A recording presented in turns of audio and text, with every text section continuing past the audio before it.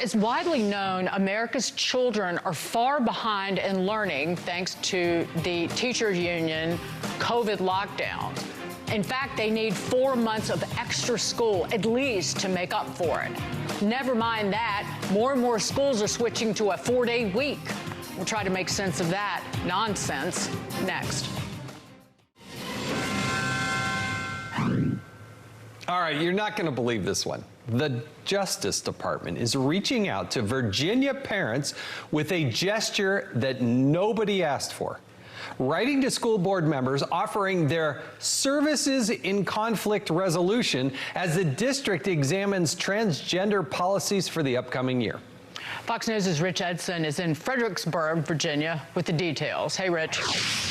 Good evening, Jason and Dagan. Governor Glenn Youngkin was here in Fredericksburg, Virginia, a short while ago, speaking with parents. He's been pretty vocal about this issue. Virginia has really featured a number of contentious school board meetings over the years.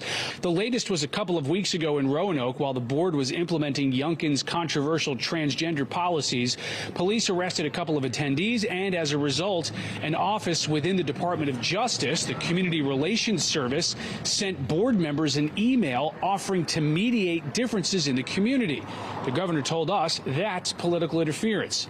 My understanding is this office, in fact, was really starting to wind down in the last administration and has now been reinvigorated. And this is a moment where it is an issue between school boards and listening to parents. A spokesperson with the Department of Justice says this was only an offer for assistance and that since the 1960s, quote, the Community Relations Service has provided facilitation, mediation, training, and consultation services to communities in conflict, enhancing their ability to independently prevent and resolve future conflicts. CRS has no law enforcement role and is required to remain a neutral party. We spoke with Roanoke school board members who say it always raises an eyebrow anytime you get an email from the Department of Justice. As for the DOJ offer to come down here and help mediate, well, school board members say that they will not be taking DOJ up on that and they'll work out their own differences. Dagan, Jason, back to you. Rich, thank you so much. Rich Edson in Fredericksburg, Virginia. All right, let's bring in Parents Defending Education founder and president and a mother of two, Nicole Neily. Nicole, thanks, sir, for joining us. What's your reaction to this? As you hear this, bring in the feds, not the sheriff, not the local law enforcement, but bring in the feds. What's your reaction? I mean, where was this office 2 years ago when Merrick Garland issued his memo directing the Federal Bureau of Investigation to intervene in school board issues? This is a mystery that all of a sudden they have crawled out of the woodwork to intervene when they have to stand against school board parents and states and the state in Virginia. It's interesting that they have not offered to do the same thing in California, where Governor Newsom has taken their side in the transgender wars. And so this is political and it's absolutely repellent. It's astonishing that Merrick Garland, the American people, never got a straight answer from Merrick Garland about him sicking the Department of Justice and the FBI on parents, essentially at the direction of the National School Board Association, and working in tandem with the White House and the executive branch. He never gave a straight answer, even under questioning by Congress. But now they're interfering again. Where were they, by the way, when Loudoun County and the school board covered up the sexual assault of two young girls that started all of this by a gender fluid kid? Right, and let's not forget that the memo that Garland issued was ostensibly done at the behest in response to the National School Board Association letter. The NSBA retracted their letter, DOJ has not. And so for this bureau to step out and say we are impartial, that memo is still in effect to this very day. They should retract it and they should step off. Yeah, to say that they're going to be neutral, yeah, I'm sure they're really going to be neutral.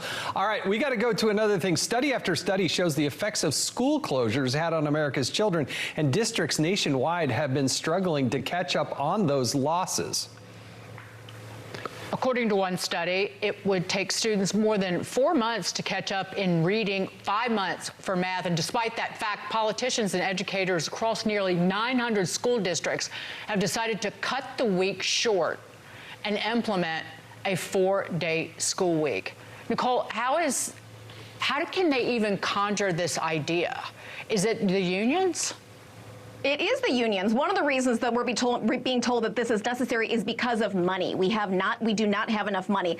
Let's bear in mind that the New York City Public Schools spends approximately $40,000 per pupil on instruction. They're very dismal results. Compare that to Catholic schools in New York City, which are about $10,000 per pupil per year. And so we're able to get better outcomes. It's just that districts across the country are misspending money on management, on social emotional learning, and on programs and curriculum that students and families don't want and don't need. Yeah, I mean, our students need to catch up. COVID was not helpful in any way, shape, or form. And when parents started to look at the curriculum, they realized what the craziness was going on there. How do they make up for this time?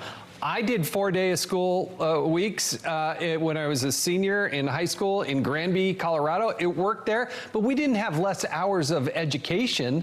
We just did it in 4 days as opposed to 5. I actually liked it, but it's not for everybody. Right. It places a burden on families. And as you alluded to, it's not that students right now are spending all 8 hours a day in classrooms actually learning. They're doing all these other silly things, identity politics, et cetera, instead of actually focusing the core curriculum and learning loss. Nicole, great to see you. Thank you so much for being here, Nicole Neily.